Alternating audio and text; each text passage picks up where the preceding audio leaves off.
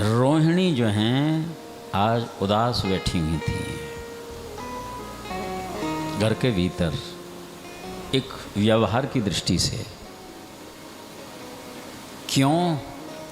माताओं के लिए ऐसा नियम होता है, क्रीड़ा शरीर संस्कारम समाजोत्सव दर्शनम हास्यम परिगृहे यानम त्यजेत प्रेषित धर्म भर्तृका। हमारे यहाँ पर अनेक प्रकार के तीर्थ बताए हैं। साधु के जीवन में सेवा भाव होना चाहिए, भजन होना चाहिए। एक तीर्थ है, यदि धनाढ्य व्यक्ति हो उसके जीवन में दान तीर्थ होता है। नारी के जीवन में लज्जा जो है तीर्थ होती है। जिस स्त्री के जीवन में यदि लज्जा न हो, कोई संकोच न हो,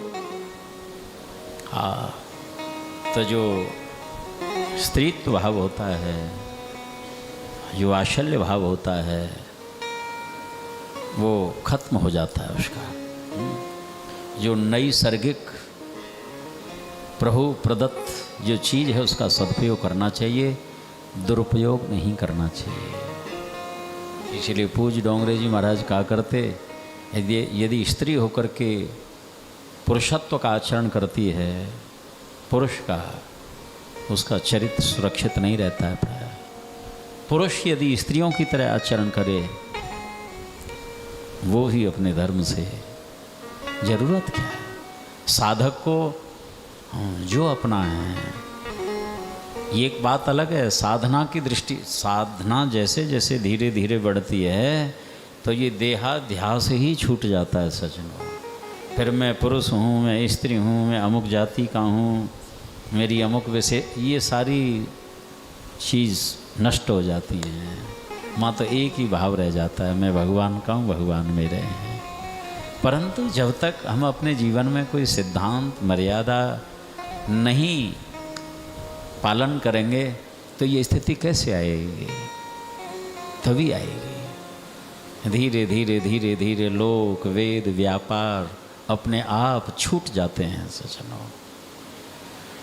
अभ्यास करता रहे।